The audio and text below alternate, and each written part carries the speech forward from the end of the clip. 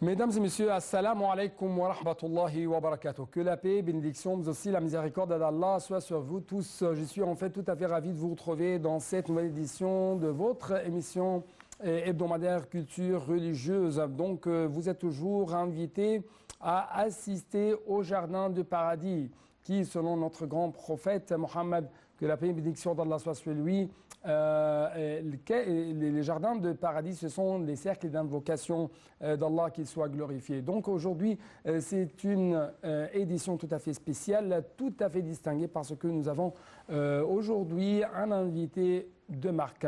Il s'agit du docteur Moussa Omarou, le coordinateur du Conseil des imams et des dignitaires du Cameroun.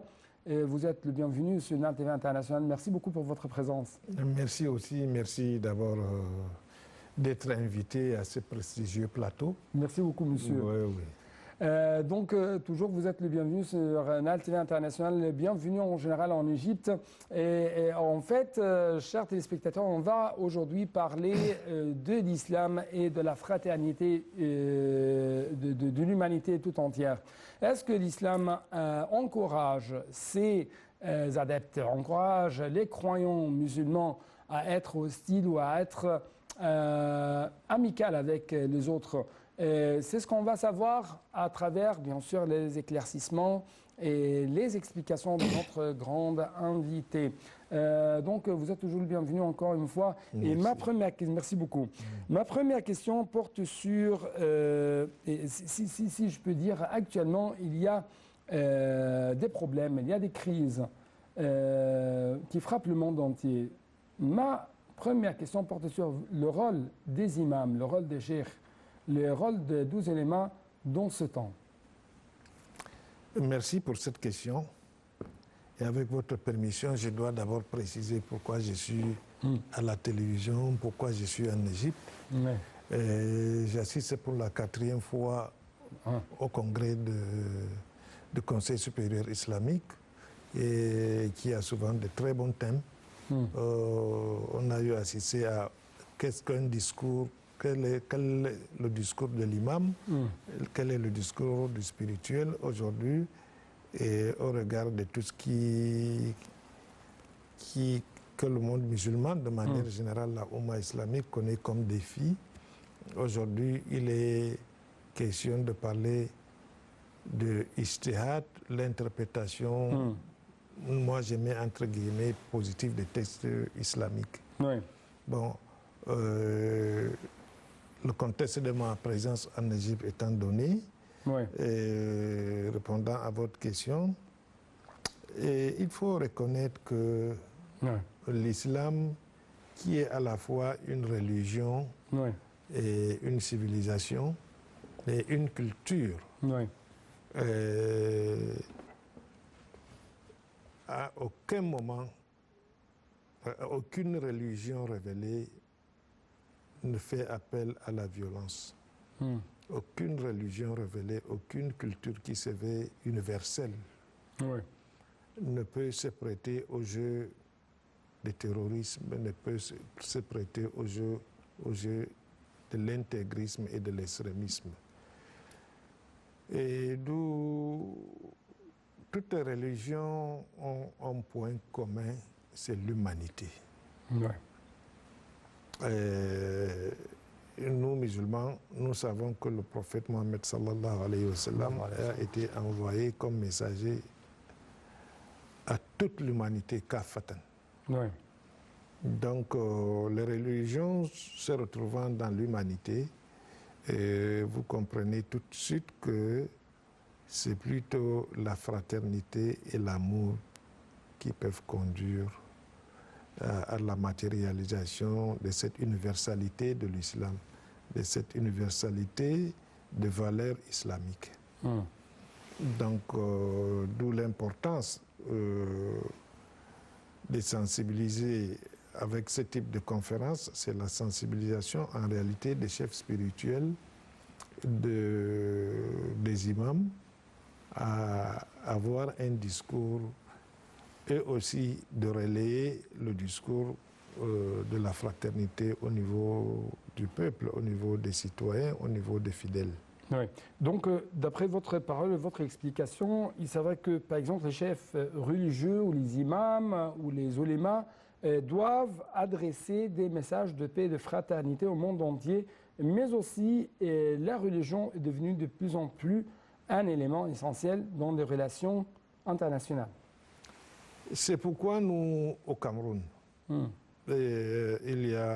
s'est dit, le Conseil des imams et des intermusulmans du Cameroun s'est dit qu'il est plutôt dans la diplomatie religieuse. Ouais. Parce qu'aujourd'hui, relation avec l'État, relation avec d'autres fidèles, il faut une bonne dose de coefficient de la diplomatie. Donc, du coup, un imam ou un chef spirituel doit aussi avoir la maîtrise de négociation. Ouais. C'est ça la diplomatie. La sagesse. La sagesse, ce n'est pas l'agressivité, ce n'est pas la violence. C'est humain. Ouais, le dialogue. Le dialogue. Bon, c'est vrai que nous, on a un autre point de vue par rapport au dialogue interreligieux. Bon, pour le moment, c'est ça le thème conventionnel, quoi. Ouais. Oui, donc il faut le dialogue. C'est vrai que chaque fois que j'utilise le mot dialogue, je me sens choqué. Parce que, bon, la Oumma islamique est devenue très grande. Ouais. Dans sa division en tant que nationalité, dans sa division en tant qu'ethnique et dans sa division en termes de groupe sociologique, il y a des spécificités à chaque groupe. Ouais. Ça veut dire quoi? Ça veut dire que dans la dynamique de chaque société, il y a des problèmes qui ne ressemblent pas aux problèmes des autres. Ouais. Et tant que ça ne ressemble pas aux problèmes des autres, la recette de cette communauté ne peut pas être valable dans l'autre communauté. Ouais. Aujourd'hui, il y a des pays à minorité musulmane, deux catégories d'ailleurs. Il y a des pays à majorité musulmane. Il y a des pays à minorité musulmane, mais minorité forte. Ouais. Et il y a des pays à minorité musulmane faible. Ouais. La solution, la dynamique de chaque groupe ne ressemble pas à l'autre. Ouais. Donc, D'où provient la gloire de la mondialisation ou de la globalisation de l'islam? C'est-à-dire, l'islam toujours peut être pratiqué dans tous les temps, dans toutes les conditions, et l'islam toujours adopte, si je peux dire, une valeur essentielle, c'est comment réaliser la paix, la fraternité, l'égalité. La coexistence est pacifique. Il faut voir dans votre question deux volets. Le fondement de l'islam est purement religieux. Et dans la religion, en réalité, il n'y a pas de distinction de différences majeures. Mais c'est dans la pratique de la vie des musulmans qu'il y a des différences.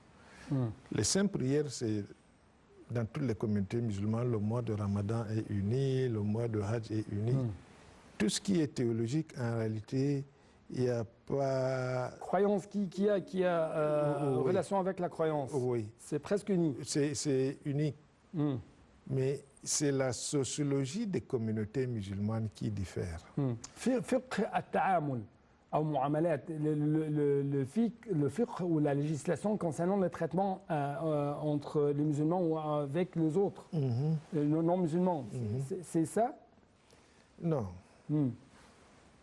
Fiqh ta'amul, c'est d'abord endogène, c'est entre nous les musulmans, comment on se comporte. Ouais. Maintenant, comment on se comporte vis-à-vis des autres. C'est là où l'interprétation négative vient. Je précise ma pensée. Dans la pratique religieuse, les 5 fondamentaux de l'islam, Shahada, Salat, Saum et tout ça, c'est la même chose partout. Oui. Mais nos textes du 8e siècle sont confrontés à la dynamique de la société. La société évolue, le monde entier évolue.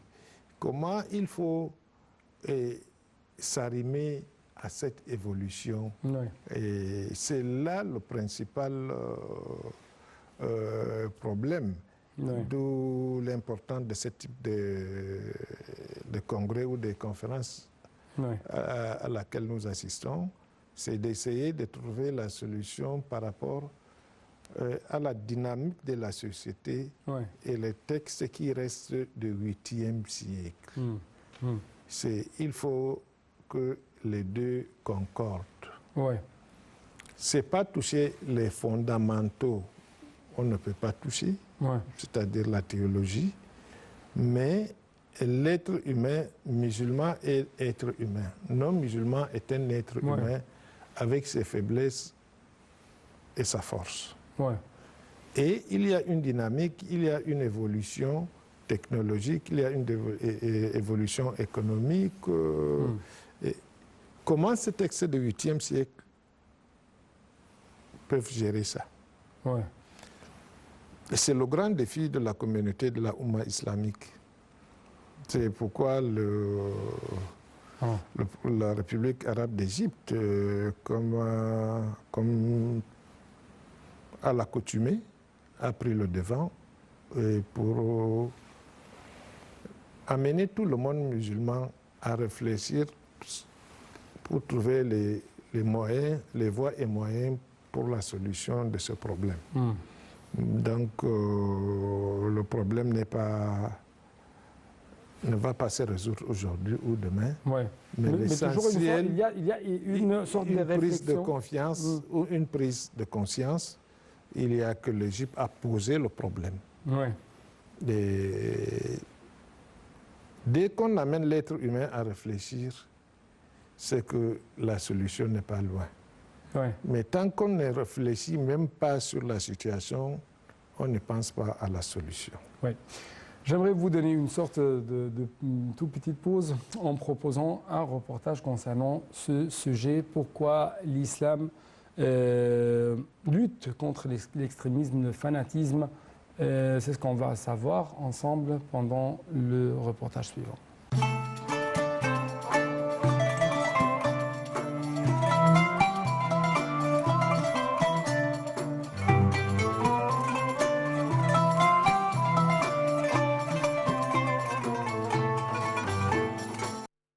L'islam signifie la soumission et la résignation à Allah par l'obéissance et l'abandon du shirk ou association d'autres divinités à Allah. Il n'a omis aucun bien sans l'ordonner ni l'indiquer, et n'a omis aucun mal sans l'interdire ni mettre en garde contre ce dernier. La pratique de l'islam garantit à tous de vivre dans la sécurité et dans la paix sous ces règles qui garantissent les droits de tous. L'islam est donc la religion de la paix dans tous les sens de ce mot, que ce soit au niveau individuel qu'au niveau de la société musulmane. Allah dit « Et ceux qui offensent les croyants et les croyantes sans qu'ils l'aient mérité se chargent d'une calomnie et d'un péché évident. » Le prophète, à lui bénédiction et salut, a dit « Le croyant est doux dans ses relations avec les gens. » Au niveau international, l'islam ordonne une paix fondée sur l'ancrage de relations cordiales, bâties sur la sécurité et la stabilité, et sur des pactes de paix et de non-agression par la société musulmane sur les autres sociétés, en particulier les sociétés qui ne se jouent pas de la religion et ne s'en prennent pas à ses adeptes. Mieux encore, il ordonne l'équité et la justice, même envers celui qui est plutôt hostile vis-à-vis du musulman. Allah dit « Ô les croyants, soyez stricts dans vos devoirs envers Allah et soyez des témoins équitables et que la haine pour un peuple ne vous incite pas à être injuste. Pratiquez l'équité, cela est plus proche de la piété. Et craignez Allah, car Allah est certes parfaitement connaisseur de ce que vous faites. »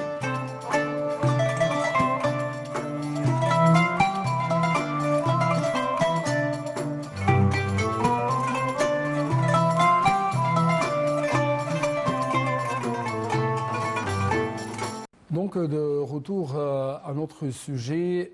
L'islam est toujours contre l'extrémisme, se démarque du fanatisme et essaie toujours, à travers les réflexions des musulmans, l'islam pousse un peu plus les ulémas, les musulmans à réfléchir, à arriver à l'ijtihad. Et l'ijtihad, on va en fait consacrer un épisode tout à fait entière pour arriver à savoir qu'est-ce que ça veut dire l'ijtihad. Mais toujours, il y a ce principe général, l'islam est une religion de paix et non pas une religion de violence. L'islam, d'abord, son nom, islam, qui veut dire obéissance à Dieu, qui découle du mot assalam, la paix, et j'aime le dire, dans toutes nos prières musulmanes, on finit par assalam. Ouais. Donc, que la paix soit sur vous. Et ça veut dire que nos salutations, c'est assalam alaykum, c'est la paix. Donc, en moyenne, un musulman prononce ça au moins 20 fois par jour. Ouais. C'est très symbolique du caractère de la paix de l'islam. Ouais. C'est très symbolique. Le mot paix a été cité dans le Coran, dans le Saint-Coran, 140 fois. Tandis que le mot violence en cas de légitime défense a été cité seulement 6 fois. Ouais. Donc même mathématiquement, l'islam prône la paix. Ouais. Et dans les valeurs universelles de l'islam, que malheureusement beaucoup de nos imams ne mettent pas en exergue, c'est l'amour, c'est la fraternité, c'est la paix, c'est le développement. Ouais. C'est ça l'islam. Et même la guerre, ce sont des guerres de défense et des guerres pour arriver, pour aboutir en fin de compte à la paix.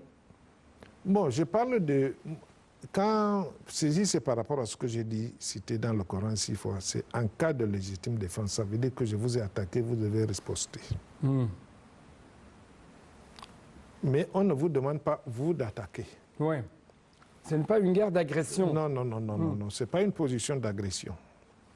Donc, la paix est innée et caractérise même l'islam. Oui. Il y a eu de mauvaises interprétations tendancieuses. Quand je faisais la différence tout à l'heure là entre l'islam, les fondamentaux de l'islam qu'on ne change pas, et que le comportement sociologique des musulmans, pour 1001 raisons, peuvent nous amener à la dérive. Oui. À la mal-interprétation des textes religieux. Non, exactement. Ouais. À la mauvaise interprétation des textes religieux pour aboutir soit à un gain financier, soit pour un agenda politique, soit pour... Il y a 1001 raisons. Ouais. Donc ça, c'est le comportement des musulmans, ce n'est pas l'islam. Ouais. Et donc, du coup, nous pensons que... Donc vous voulez distinguer deux choses. Le comportement des musulmans et l'islam. Et l'islam, ce que l'islam a prêché, ce que l'islam a recommandé à ses adeptes. Exactement. Ouais. Donc, l'islam n'a jamais... C'est pourquoi je dis souvent que c'est un comportement sociétal. Ce n'est pas un comportement religieux. Ouais. Si c'est religieux, c'est que c'est votre religion qui vous a dit de faire ça. Mais quand c'est pour des raisons de leadership, c'est pour des raisons d'ascension sociale, c'est pour des raisons d'enrichissement, si c'est pour des raisons... Ça, c'est sociétal. Ouais. Vous voulez avoir une ascension sociale et vous manipulez les textes. Ouais. D'où la mauvaise interprétation, que j'aime appeler l'interprétation tendancieuse. L'interprétation tendancieuse. Oui. Ah ouais. Et maintenant, comme nous parlons de l'interprétation, j'ai beaucoup aimé le thème de la conférence de cette année, Al-Ijtihad. Al-Ijtihad. J'ai cherché, comme je voulais rendre ça en français, j'ai cherché. J'ai vu que ça peut être l'effort de réflexion, l'effort d'interprétation, ainsi de suite. Et ce n'est pas donné à tout musulman de faire l'interprétation. Il y a toujours des spécialistes, à cet égard.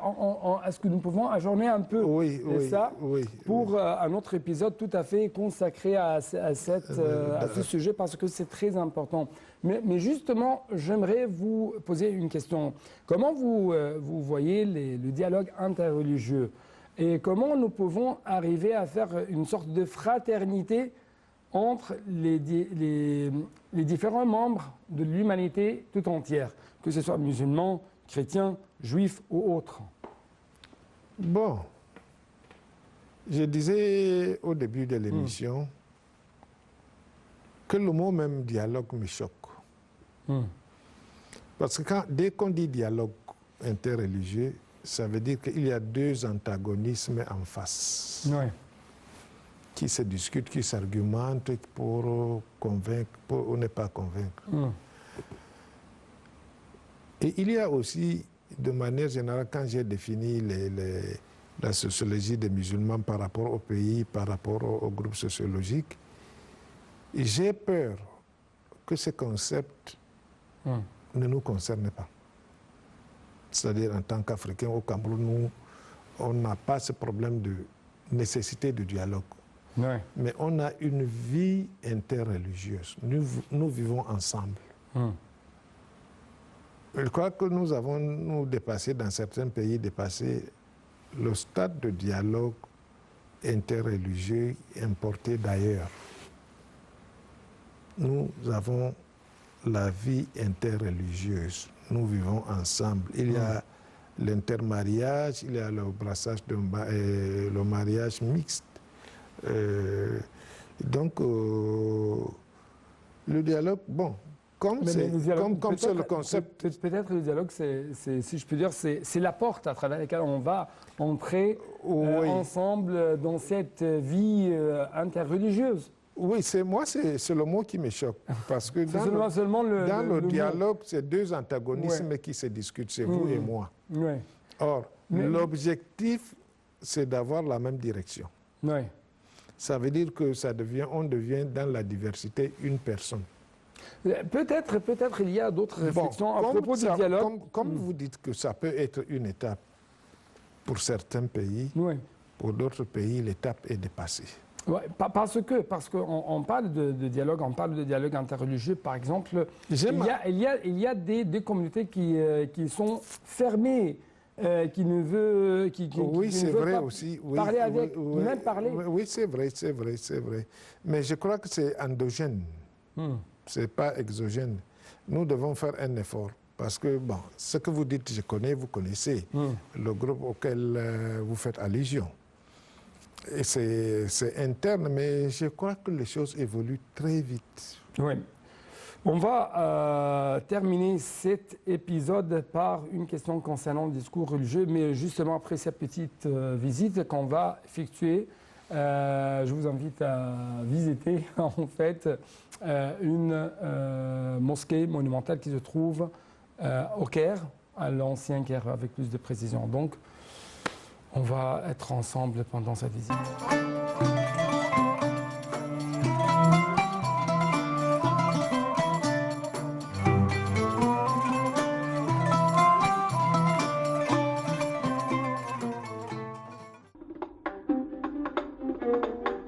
Lorsque le commandant des troupes fatimides, Jawhar al-Saqili, fut envoyé par le calife Al-Mu'izz el-Din pour conquérir l'Égypte, il entreprit la construction du Caire et y fonda la mosquée d'Al-Azhar en 969.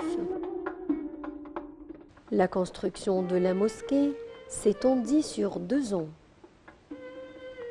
La mosquée d'Al-Azhar ouvrit ses portes pour la première fois en 972. Depuis cette date, la mosquée d'Al-Azhar et son université deviennent parmi les plus célèbres dans le monde musulman.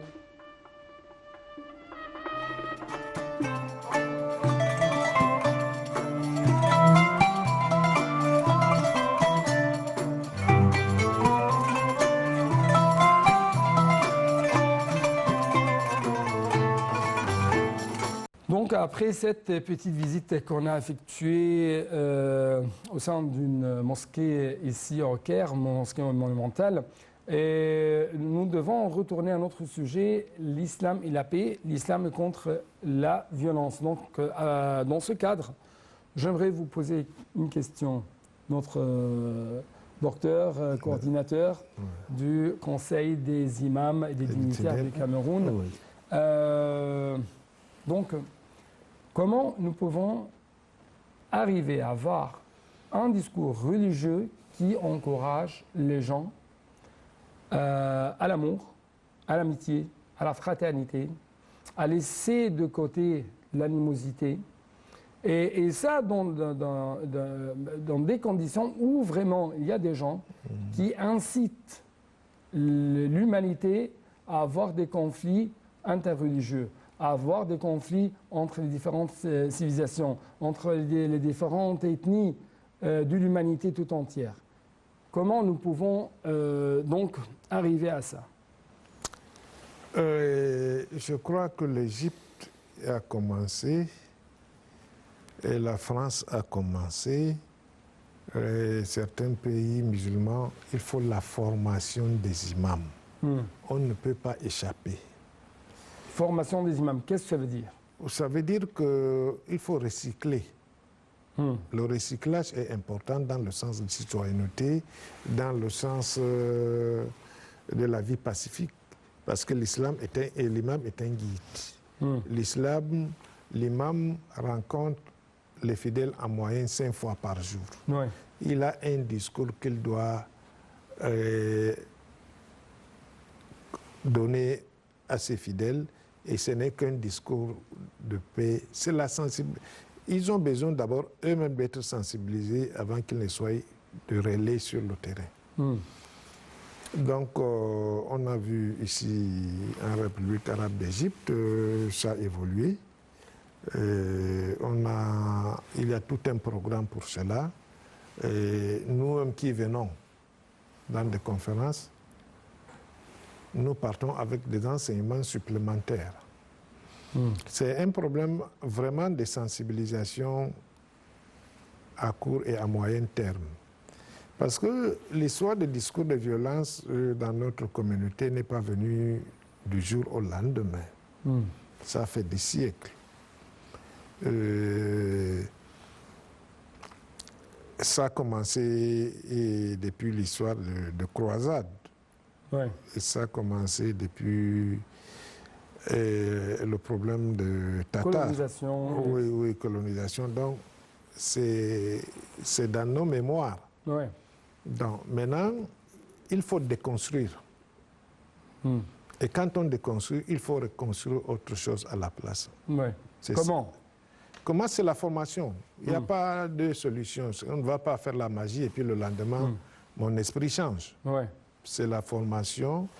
Donc, pour arriver à changer l'esprit des gens, quels sont les éléments essentiels dans les discours religieux, selon votre point de vue? Bon, le discours d'abord doit changer. Les médias doivent être impliqués. En toutes les forces sociales qu'on appelle influenceuses doivent être impliquées. C'est un discours qu'on doit changer, mais ça doit venir de partout. Ouais. On ne peut pas mettre à l'imam toute la responsabilité. Ouais. Il y a des imams, il y a des musulmans qui ne vont pas à la mosquée, ils ne vont pas écouter son discours. Les médias vont aider, les structures associatives peuvent aider. C'est un programme à prendre au sérieux et ça prendra le temps que ça va prendre. Ouais. Docteur Moussa Omaro, merci beaucoup pour de tels éclaircissements de votre part. Et bien sûr, on va faire un autre épisode concernant l'ijtihad. Mais tout d'abord, merci beaucoup. Je vous remercie de m'avoir invité. Donc c'est la même chose pour vous, chers téléspectateurs. Merci beaucoup et à la prochaine. Assalamu alaikum wa rahmatullahi wa barakatuh. Que la paix et bénédiction, mais aussi la miséricorde d'Allah soit sur vous tous. Au revoir.